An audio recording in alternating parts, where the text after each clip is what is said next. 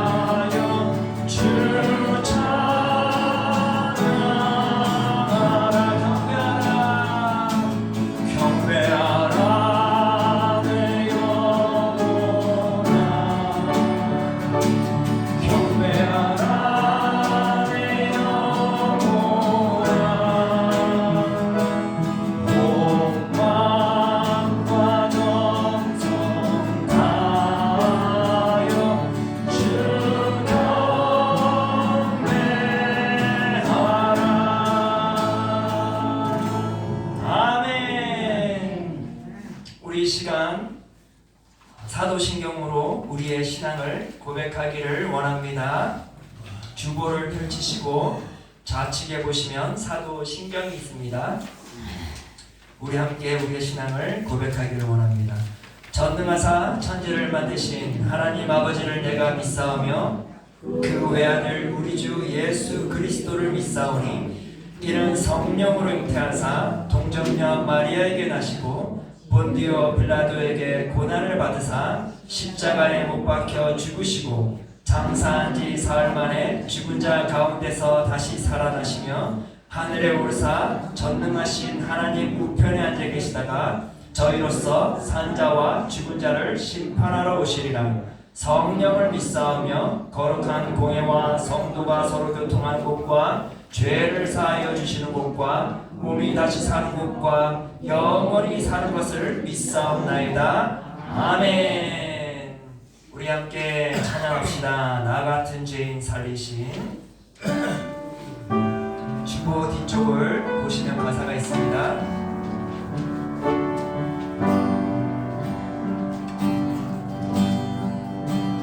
나 같은 죄인 살리신 주의 놀라운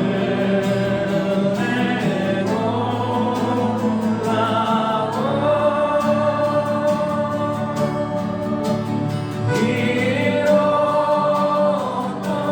생명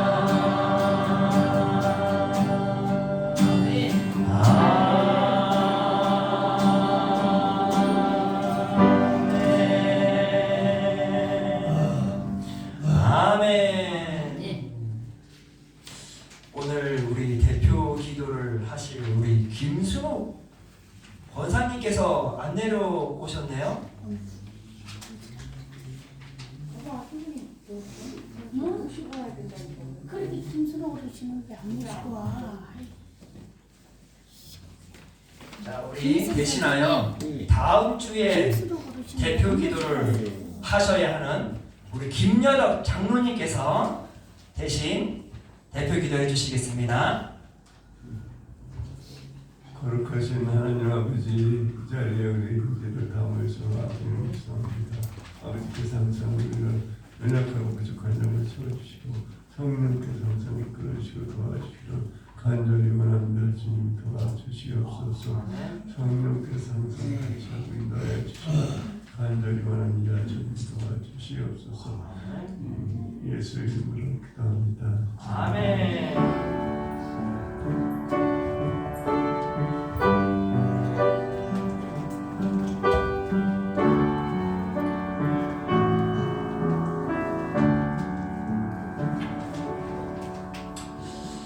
아멘. 자, 오늘 하나님께서 우리 사랑하는 성도 여러분들에게 주시고자 하는 말씀은 로마서 12장 5절의 말씀입니다. 우리 함께 주보를 펼치시고 우측에 보시면 파란 글씨가 있죠. 우리 함께 한 목소리로 같이 읽도록 하겠습니다. 이와 같이 우리 많은 사람이 그리스도 안에서 한 몸이 되어 서로 지체가 되었느니라. 아멘. 오늘 하나님의 말씀은 그리스도 안에서 한 몸이 되어입니다. 사랑하는 성도 여러분, 성도님들이 모여있는 이곳은 교회이죠. 그렇죠? 교회에는 하나님의 임재도 필요하지만 가장 중요한 것은 하나님을 예배드리고자 하는 이들이 모여야 되는 곳이에요. 네, 교회는 모임의 장소예요. 그렇죠? 자, 서로가 모여서 좋은 모임을 가지려면 어떻게 해야 될까요? 그 모임 안에서 아름다운 교회가 되기 위해서, 좋은 교회가 되기 위해서, 좋은 신앙 공동체가 되기 위해서는 많은 노력이 필요해요. 하나님의 임재함도 필요하겠지만 하나님께서 진정 원하시는 것은 그 하나님의 임재함 속에서 각자 다양한 사람들이 서로가 가지고 있는 작던 크던 그 재능을 나 중심이 아닌 내 옆 사람을 위하여 그 재능을 잘 활용할 때 비로소 그 공동체는 아름다운 공동체가 되는 것이요, 아름다운 교회로 성장해 갈 수 있는 것입니다. 그만큼 우리의 역할은 중요한 것이요. 사도 바울은 예수님이 하나님의 아들 되시고 구원자 되시고 주인 되심을 고백한 성도들이 함께 모인 교회가 참으로 좋은 교회가 되기 위해서는, 그리고 하나님이 보시기에 기쁨이 되는 교회가 되기 위해서는 어떤 모습으로 서 있어야 하는가, 특히 서로가 서로를 위해 어떠한 수고를 하고 섬겨야 하는지에 대하여서 오늘 본문 말씀을 통해 말씀해주고 있다는 것이에요. 그 말씀이 어떤 것인지 한번 함께 큰 은혜를 받기를 원합니다. 먼저 사도 바울은 교인들을 향하여 서로가 한 몸이 되었다고 강조하고 있어요. 오늘 본문 말씀에 보니까 이러한 말이 있습니다. 이와 같이 우리 많은 사람이 그리스도 안에서 한 몸이 되어 서로 지체가 되었느니라. 사도 바울은 하나님의 자녀된 그리스도인들이 누구 안에서 한 몸이 되었대요? 예수 그리스도 안에서 한 몸이 되었대요. 사랑하는 성도 여러분, 이것이 참으로 중요해요. 우리는 서로가 한 몸이 될 수 있는 조건이 되질 않아요. 그러나 우리가 한 몸이 될 수 있는 것은 예수 그리스도 안에서 가능하게 되었다, 그 말이에요. 아니, 예수 그리스도 안에서 우리는 한 몸이 이미 되었다라는 것이에요. 그리스도 안에서 한 몸이 되었다는 것이 얼마나 아름다운 말이에요. 사랑하는 성도 여러분, 우리 옆 사람에게 이렇게 인사합시다. 우리는 예수님 안에서 한 몸이 되었습니다.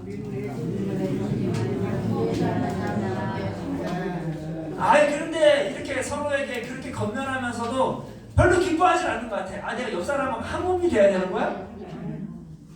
기뻐해야죠. 다시 한번 옆 사람에게 기쁜 마음으로, 감사한 마음으로 우리 한번 이야기합시다. 우리는 예수님 안에서 한 몸이 되었습니다. 할렐루야! 우리 박수 한번 합시다. 맞아요. 우리는 예수 그리스도 안에서 한 몸이 되었어요. 이것은 놀라운 일이에요. 이건 기적적인 일이에요. 이거는 우리의 노력을 할 수 있는 것이 아니라 오직 예수 그리스도께서만이 하실 수 있는 일이요. 또한 예수 그리스도께서 왜 하시고자 하였는지를 우리는 되새겨보아야 돼요. 사랑하는 성도 여러분, 우리가 한 몸, 예수 그리스도 안에서 한 몸이 되었다는 의미가 무엇일까요?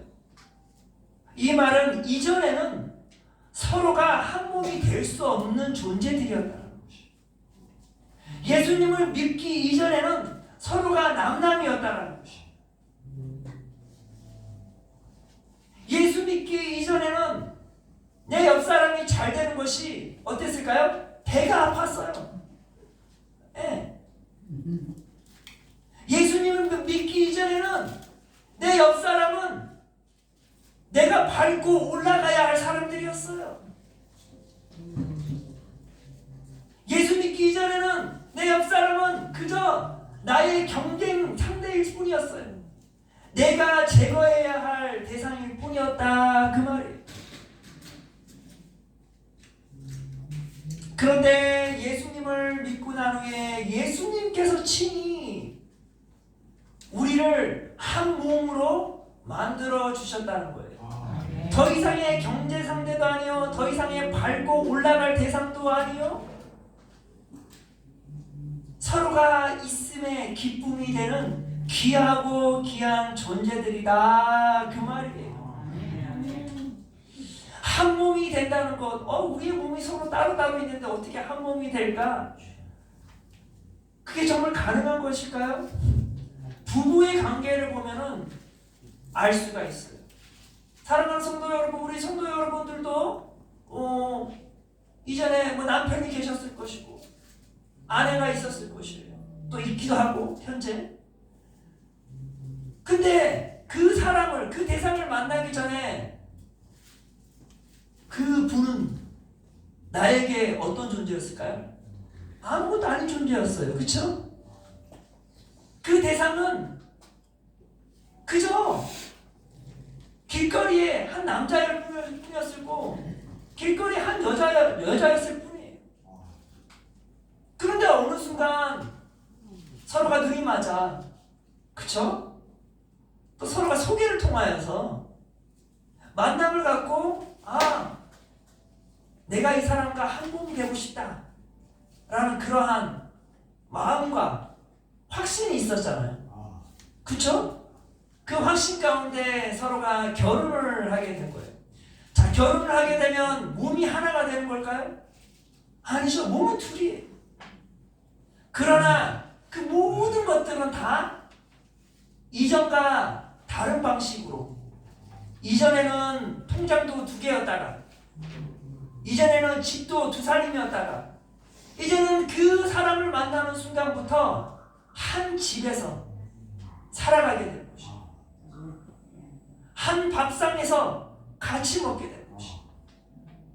그리고 그 사람이 나의 인생에서 최고의 사람이 되는 것이에요.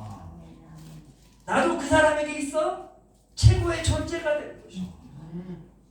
이전에는 아무것도 아니었던 존재였으나 어느 순간부터 부부가 되는 그 순간부터 서로가 하나가 되는 것이죠. 마음이 하나가 되고 생각이 하나가 되고 모든 것이 다 하나가 되는 것이죠. 그리고 자녀들을 낳아서 자녀들도 각자 다른 몸이 되었으나 그 또한 다 하나가 된 것이죠. 한 몸이 되었다라는 것은 다시 말해서 뭐예요? 한 가족이 되었다라는 것이죠. 한 가족인 것이죠. 사랑하는 성도 여러분, 우리 성도 여러분들은 예수 그리스도 안에서 한 가족이 되었습니다. 이것은 어찌 보면 우리의 바람이 아닐 수 있어요. 그러나 중요한 것은 예수님께서 우리를 위해 십자가에 못 박혀 죽으셔서 예수님께서 간절히 이루고자 하는 무엇이에요? 바로 우리가 서로 한 몸이 되어 한 가족이 되는 것이에요. 그것이 예수님의 바람이요, 예수님께서 이루고자 하였고 그것이 성취되었다 그 말이에요. 그래서 우리는 그리스도 안에서 한 몸이 되었고 한 가족이 되었습니다. 이 얼마나 기쁜 일이에요. 주님께서 가장 기뻐하시는 일이 바로 우리에게 일어난 것이에요. 서로가 한 몸이 되고 한 가족이 된 것에 기뻐하시기를 바랍니다. 사랑하는 성도 여러분, 한 몸이 되고 한 가족이 된 것은 참으로 기쁜 일이에요. 그러나 우리는 그 한 가족이 되었을 때 우리의 역할이 뭐예요? 그것은 행복한 가족을 만들어가는 것이에요. 내가 저 사랑하는 사람을 만났어, 그쵸? 부부가 되었어. 부부가 되고자 하는 바람이 뭐예요? 행복인 거죠. 내가 저 사람을 만남으로 인하여서 오랫동안 저 사람과 함께 행복해지고 싶다라는 그 마음 때문에 서로가 하나 된 거잖아요. 난 그냥 남자가 좋아서 결혼했는데, 난 여자가 좋아서 결혼했는데, 그게 아니잖아요. 저 사람을 만나면 내가 행복해질 것 같고, 저 사람을 만나면 내가 저 사람에게 행복을 줄 수 있을 것 같은 그런 확신 때문에 가족이라는 구성이 만들어지는 것이죠. 우리의 목표는 그리스도 안에서 행복한 한 몸을 만들어가는 것입니다. 그리스도 안에서 행복한 한 공동체를 만들어가는 것이 누구의 의무다? 바로 우리의 의무이다라는 것이에요. 우리가 그리스도 안에 한 몸 또는 한 가족이 되었다면 그 가족이 행복한 가족, 행복한 신앙 공동체가 되기 위해서는 서로가 서로를 향하여 어떠한 역할을 또한 어떠한 책임감을 가져야 하는 것일까요? 4절에 보니까, 그 전절에 보니까 이러한 말이 있습니다. 우리가 한 몸에 많은 지체를 가졌으나 모든 지체가 같은 기능을 가진 것이 아니니. 사랑하는 성도 여러분, 사도 바울은 우리를 그리스도 안에서 한 몸으로 비유하면서 그 안에는 뭐래요? 많은 지체들이 있대요. 지체가 있다는 거예요.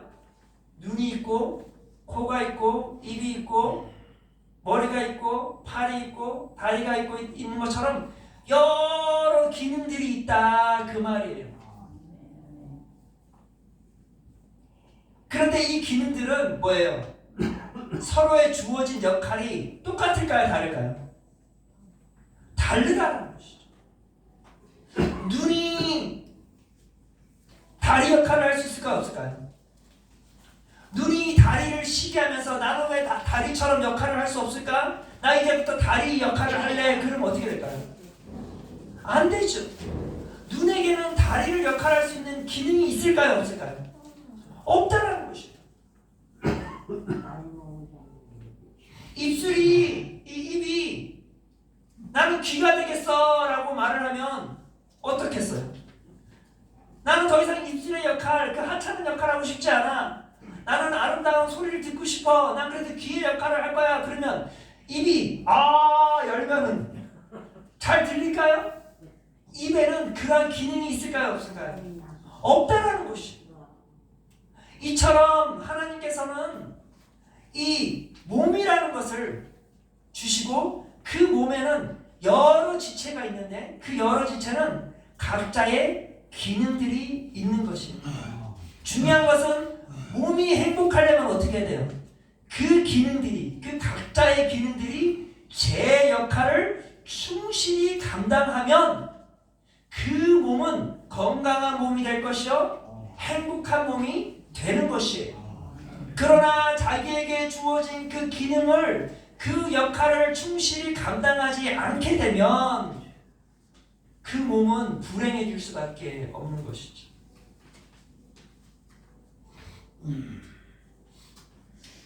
이처럼 사도 바울은 우리의 신앙 공동체를 몸으로 비유한 것이에요. 우리의 신앙 공동체도 행복한 신앙 공동체가 되기 위해서는, 행복한 교회가 되기 위해서는 무엇보다도 내 자신이 행복한 삶을 누리기 위해서는 각자 맡겨진 하나님으로부터 주어진 기능을 어떻게 해야 된다? 충실히 맡겨진 기능대로 그 역할을 감당해야 한다라는 것이에요. 그런데 그 주어진 자기의 역할을, 나는 이 역할이 너무나 작아, 이 하찮은 거 필요 없어, 그래 버리면 작은 것 같지만 이것이 하나 빠져버리면 어떻게 될까요? 이 공동체는 무너질 수밖에 없는 것이에요. 그 공동체가 무너지면 나의 인생은 어떻게 될까요? 내 인생도 불행해질 수밖에 없는 것입니다. 따라서 3절에 보니까 사도 바울이 이렇게 말을 합니다. 내게 주신 은혜로 말미암아 너희 각 사람에게 말하노니 마땅히 생각할 그 이상의 생각을 품지 말고 오직 하나님께서 각 사람에게 나누어 주신 믿음의 분량대로 지혜롭게 생각하라. 여기서 중요한 말이 뭐예요? 그 이상의 생각을 품지 말래요. 그 이상의 것을 품지 말라는 것은 무엇인가 하면 나에게 주어진 달란트를 집중해야지 그 달란트 아닌 것을, 그 이상의 것을 생각하지 말라 그 말이에요. 그 이상의 것을 생각하게 되면 나에게 주어진 달란트에 대한 감사가 있을까요? 불평이 있을까요? 불평이 있을 수밖에 없는 것이에요. 불평이 있으면 어떻게 돼요? 필요 없다 여겨지는 것이에요. 그래서 사도 바울은 뭐래요? 그 이상의 것을, 그 이상의 생각을 품지 말래요. 그러면서 믿음의 분량대로 주어진, 나에게 맡겨진 것에 감사함으로 그것을 잘 활용하라 그 말이에요. 사랑하는 성도 여러분, 성도 여러분들은 하나님께서 어떤 분량을 주셨을까요? 이전에는 젊었을 때는 많은 분량을 주셨어요. 그 많은 분량을 주심으로 인하여서 가족들을 잘 건설하셨어요. 이제 노년의 나이가 되었어요. 노년의 나이가 되었을 때는 어찌 보면은 그 주어진 분량이 작을 수가 있어요. 그러나 그 작은 것도 하나님이 주신 것이요, 그것을 소홀히 해서는 될까요, 안 될까요? 안 된다는 것이에요. 그 작은 것을 하나님의 뜻 가운데 잘 활용할 수 있도록 고민해야 된다는 것이에요. 생각해야 된다는 것이에요. 깊이 묵상해야 된다는 것이에요. 저에게는 어머니가 있습니다. 생존해 계세요. 건강하세요. 그런데 저희 어머니는 제가 봐도 딱히 무언 재능이 없는 것 같아요. 똑똑하지도 않으시고요. 초등학교도 1학년 다니다가 1학년까지만 다니셨나 하여튼 그러셨어요. 저희 어머니에게는 말주변도 좋지도 않아요. 수줍음도 많이 타시는 분이세요. 사람들과 이렇게 사교적인 분도 아니셨어요. 교회 안에서 어떤 역할을 저희 어머니가 감당할 수 있을까 어머니 스스로가 고민을 하셨대요. 나에게 주어진 달란트는 참으로 적은 것 같은데, 중요한 것은 이 적은 달란트 분명히 하나님께서 주셨는데 이 주신 달란트를 하나님의 뜻 가운데 어떻게 사용할까라는 거룩한 고민을 하셨어요. 그 고민을 하자 짠 하나님께서 하나님의 뜻을 보여주셨어요. 그러고서 저희 어머니가 룰랄라 하시면서 좋아하셨어요.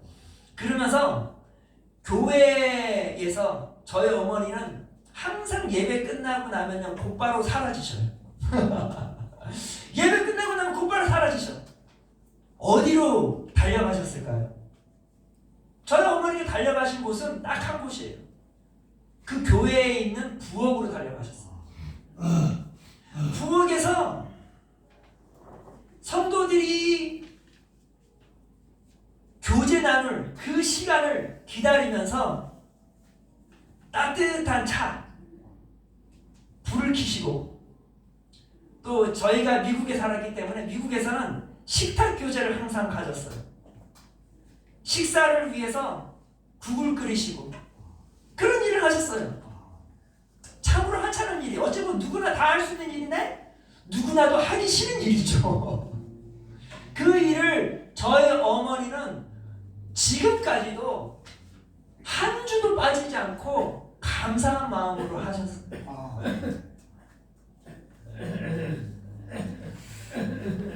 저는 저희 어머니가 그렇게 30년 넘게 교회에 계시면서도 권사직분 받으면 참 좋을 것 같은데, 그래도 명색의 아들이 목사인데 권사직분 좀 받으시라고 하는데 자기는 나는 그거 너무 못 받겠다.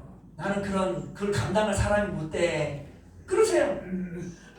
그러면서 그냥 충실히 부엌에서 봉사하시고. 그런데 제가 막상 목회자가 되어 보니까 정말 저희 어머니의 그 역할이 얼마나 중요한 역할인지를 목회자가 되어 보니까 깨닫게 됩니다. 그 한 사람의 작은 희생이 많은 이들로 하여금 큰 유익을 주었다라는 것입니다. 사랑하는 성도 여러분, 비록 나에게 주어진 재능이 점점 작아져서 이제 콩알만에 졌다 할지라도 그 콩알만한 그 재능을 하나님께서 주셨다라는 것이에요. 그렇다면 하나님께서 주셨다는 것은 분명히 거기에 대한 의미가 있겠죠. 그 할당이 있겠죠. 그러면 우리는 어떻게 해야 돼요? 저희 어머니처럼 고민해야 되는 것이에요. 내가 이 작은 재능으로 하나님의 뜻 가운데 무엇을 할 수 있을까에 대한 고민을 해야 하는 것입니다. 저는요, 이렇게 작은 재능이 있는 성도들을 보면서 두 부류로 갈라져 있는 모습을 보게 돼요. 한 부류는 너무나 작은 재능이 있다 하여서 그것을 값없이 여겨 땅으로 떨어뜨리는 분들이 계세요. 그런데 어떤 한 부류는 그 작은 달란트의 감사함으로 그것을 어떻게 하나님의 나라를 위해 사용할까 고민을 하시는 분들이 계세요. 그러고서는 그 고민의 해법을 주님으로부터 찾으시고 그것을 위하여서 열심히 수고하시는 분들이 계세요. 누구라고 말하진 않겠으나 매일마다 중보기도 하시는 분이 계세요. 중보기도도 이제는 예전에는 무릎을 꿇고 기도할 수 있는 그러한 체력이 있었으나 이제는 그러한 체력 또한 없는 그 상황 속에서도 어떻게 했을까요? 침상에 누워서 매일마다 기도를 하는 것이에요. 그 주어진 작은 달란트로 너무나도 큰 역할을 하시는 것이죠. 저는 그런 성도님들의 그 말을 들을 때면 제가 얼마나 힘이 되는지, 아니 얼마나 큰 힘이 되는지 몰라요. 목회자에게 있어서 가장 큰 힘이 되는 게 뭐겠어요? 중보기도잖아요. 목사들이 가장 좋아하는 직분 가진 사람들이 누구라고 했죠? 제가 예전에 권사 직분을 가진 분들을 제일 좋아해요. 권사님들은 항상 밤낮으로 누구를 위해 기도해요? 목회자를 위해 기도하잖아요. 성도들을 위해 기도하잖아요. 그러면 목사님들은 큰 힘이 되는 것이에요. 나에게 주어진 비록 작은 달란트라 하여도 그것을 온전히 하나님의 뜻 가운데 최선을 다해서 아낌없이 사용하게 되면 그것은 하나님의 나라를 번창케 하는 일에 큰 역할을 함을 잊지 마시기를 바랍니다. 사랑하는 성도 여러분, 이처럼 우리가 주어진 작은 달란트 절대 가치 없다 여기면서 버리지 마세요. 그것을 버리는 순간 이 공동체는 점점 흔들리기 시작해요. 그리고 내가 여겼던 가치 없다 여겼던 그 재능을 버리는 순간 그 공동체는 시간이 조금 지나면 그 공동체는 무너질 수밖에 없는 것이에요. 사도 바울은 고린도전서 12장 26절과 27절에 이렇게 말했습니다. 만일 한 지체가 고통을 받으면 모든 지체가 함께 고통을 받고 한 지체가 영광을 얻으면 모든 지체가 함께 즐거워하느니라. 너희는 그리스도의 몸이요 지체의 각 부분이라. 사랑하는 성도 여러분, 목사인 저는 저에게 주어진 역할이 있는 것이요, 또 우리 요양사 선생님들에게는 요양사 선생님들에게 주어진 역할이 있는 것이요, 성도님들은 성도님들에 대한 역할이 있는 것이에요. 우리는 부인할 수 없는 것이 있다면 우리는 한 몸이라는 것이에요. 그런데 나에게 주어진 역할을 값없이 여기고 그 역할을 충실히 하지 아니할 때 어떤 일이 벌어져요? 한 지체가 고통을 받으면 모든 지체가 함께 고통을 받을 것입니다. 나의 주어진 역할을 값없이 여기고 제대로 하지 아니하면 결국에는 우리 모두가 다 고통을 받게 되는 것이에요. 그러나 내가 나에게 주어진 그 역할을 충실히 감당하게 되면 뭐래요? 여기 보니까 한 지체가 영광을 얻으면 모든 지체가 함께 즐거워하나니. 나의 작은 수고를 최선을 다해서 아낌없이 수고하면 그것이 나에게 기쁨이 될 뿐만 아니라 모든 이들에게 큰 기쁨이 된다라는 것입니다. 사랑하는 성도 여러분, 나에게 주어진 작은 재능이라 할지라도 아낌없이 내가 아닌 내 옆 사람들을 위해서 잘 사용하시기를 바랍니다. 잘 섬기기를 바랍니다. 그렇습니다. 사랑하는 성도 여러분, 왜 많은 사람들이 섬기는 것을 꺼려할까요? 섬기는 것은 솔직히 힘들어요. 많이 힘들어요. 그러나 그 섬기면은 반드시 열매가 이루어집니다. 사도 바울은 갈라디아서 6장 9절과 10절에 이런 말을 했습니다. 우리가 선을 행하되 낙심하지 말지니 피곤하지 아니하면 때가 이름에 거두리라. 그러므로 우리는 기회에 있는 대로 모든 이에게 착한 일을 하되 더욱 믿음의 가정들에게 할지니라. 이 말은 무엇인가 하면 섬기다 보면 사람이 지치게 되어 있어요. 지치면요 사람이 내가 왜 굳이 이렇게 섬겨야 되지 하면서 낙심하게 되는 것입니다. 그러나 사도 바울은 뭐래요? 너의 그 작은 섬김이 비록 그것이 너로 하여금 피곤케 하고 힘들게 한다 할지라도 명심하라 그 말이에요. 무엇을 명심하라? 바로 너의 섬김에는 반드시 무엇이 열린다? 열매가 열린다는 것입니다. 추수할 날이 올 것이라는 것입니다. 풍성하게 하나님의 추수할 수 있도록 해주시겠다 그 말이에요. 나의 작은 섬김에는 반드시 추수할 열매를 주님께서 허락해 주심을 믿으시기를 바랍니다. 따라서 우리는 나에게 주어진 그 작은 섬김이 나에게 지금 이 순간 있을 때에 어떻게 해야 돼요? 아낌없이 사용하라 그 말이에요. 사도 바울이 말하잖아요. 그러므로 우리는 기회 있을 때에 모든 이에게 착한 일을 하라 그 말이에요. 기회 있을 때. 이 말이 뭐예요? 나에게 지금 작은 재능이 있을 때 기부하라 그 말이에요. 그것도 언젠가는 사라져 버릴 그때가 온다 그 말이에요. 그때가 오기 전에 잘 사용하라.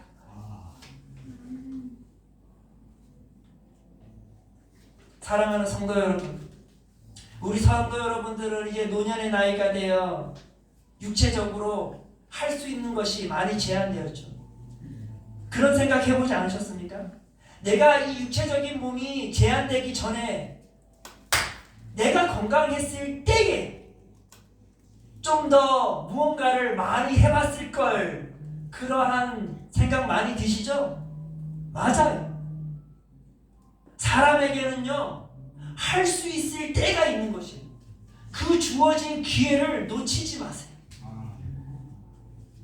내가 작은 섬김을 줄 수 있는 이때에 아낌없이 내 주변 사람들에게 잘 섬겨주시길 바랍니다.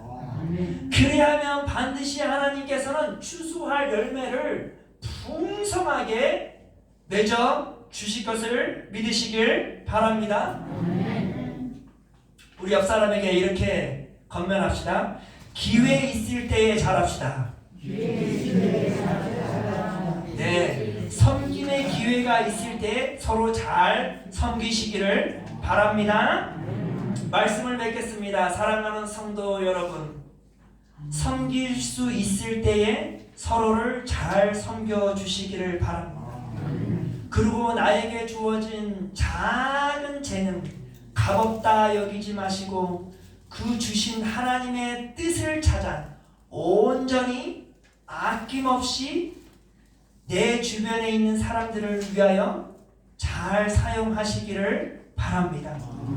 그리하면 모든 이들이 기뻐할 것이요, 무엇보다도 하나님께서 가장 기뻐하실 것임을 잊지 마시기를 바랍니다. 사랑하는 성도 여러분, 우리에게는 성도님의 작은 섬김이 필요합니다. 아름다운 교회가 세워지기 위해서, 아름다운 공동체가 세워지기 위해서, 내 자신이 아름다운 사람으로 온전히 서가기 위해서는 서로의 작은 섬김이 반드시 필요함을 잊지 마시길 바라며 끝까지 잘 섬겨주시기를 바랍니다. 기도하겠습니다. 사랑이 많으신 하나님, 비록 우리가 노년의 나이가 되어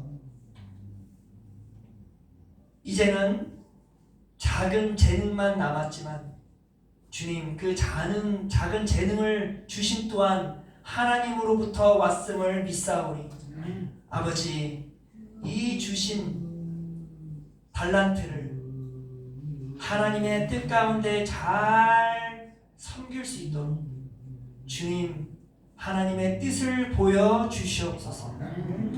그리고 내가 아닌 내 안에 있는 공동체를 위하여 온전히 아낌없이 사용하기를 원합니다.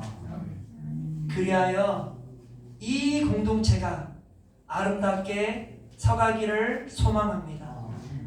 주님, 서로가 서로를 위하여 아낌없이 섬김으로 아름다운 교회, 아름다운 공동체가 되게 하여 주시옵소서. 감사드리며 예수 그리스도의 이름으로 기도드렸사옵나이다. 아멘. 지금은 우리를 구원하신 예수 그리스도의 은혜와 하나님 아버지의 신실하신 사랑과 성령 하나님의 교통하심이 지금부터 영원토록 함께 있을지어다. 아멘.